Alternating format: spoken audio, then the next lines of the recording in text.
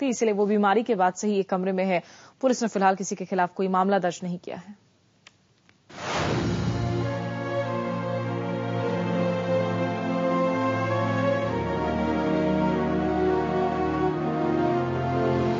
बदन पर कपड़े नहीं, बेतरतीब बढ़े हाथ पैर के नाखून, आसपास बिखरी गंदगी और बदबू। पिछले 4 साल यही कैद थी 35 साल की हेमावती। खुद अपने घर में ही ये कमरा उसका कैदखाना बना दिया गया। न दिन में धूप, न रात पे चांदनी, न ताजा हवा, न बरसात। दुनिया से कट गई हेमावती। अपनी बेटी के लिए ये दमघोटू कैदखाना बनाने का इल्जाम लगा है उसी के माँ बाप पर, जिन्होंने उसे जन्म दिया। उन्होंने ही उसकी दुनिया एक कमरे में समेट दी। आखिर क्यों? What we noticed yesterday was she was half naked. Men and women came to her house and they put some clothes on her. Then we informed the police station. This was going on from past 4 years. Bengaluru के इस इलाके में रहने वाले कुछ लोगों ने हेमावती की चीखें भी सुनी। वो रात में बेतरह चिल्ला रही थी। तभी पड़ोसियों के कान खड़े हुए और ये अजीबोगरीब किस्सा कानून की दहलीज तक पहुंचा। पुलिस पहुंची और हेमावती की हालत देखकर दंग रह गई। माँ बाप से पूछताछ हुई तो एक दूसरे ही कहानी जमी।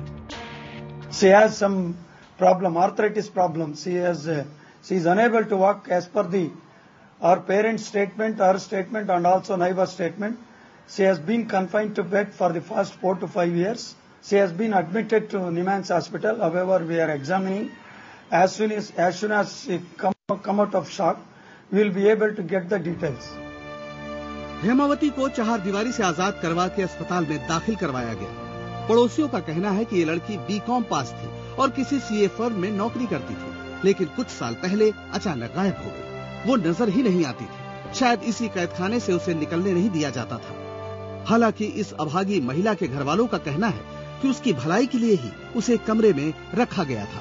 वो लंबे वक्त से आर्थराइटिस का शिकार थी और ये बीमारी इस कदर बढ़ गई थी कि वो चल फिर तक नहीं पाती थी। तो क्या वाकई हेमावती सिर्फ जोड़ों की बीमारी की वजह से एक ही कमरे में 4 साल तक रही, या फिर इस अंधेरे के पीछे कोई और कहानी दफन है? हेमावती की हालत खराब है। वो ठीक ढंग से बात करने की स्थिति में भी नहीं है। पूछने पर सिर्फ भूख और चिल्लाहट का जिक्र करती है। शायद दिमागी तौर पर स्थिर भी नहीं है। स्वागत तुम्बा स्वागत ಸಹಿಸ್ಕೊಳಕ್ಕಾಗಲ್ಲ ಅಷ್ಟ ಸ್ವಾಗತ್ತೆ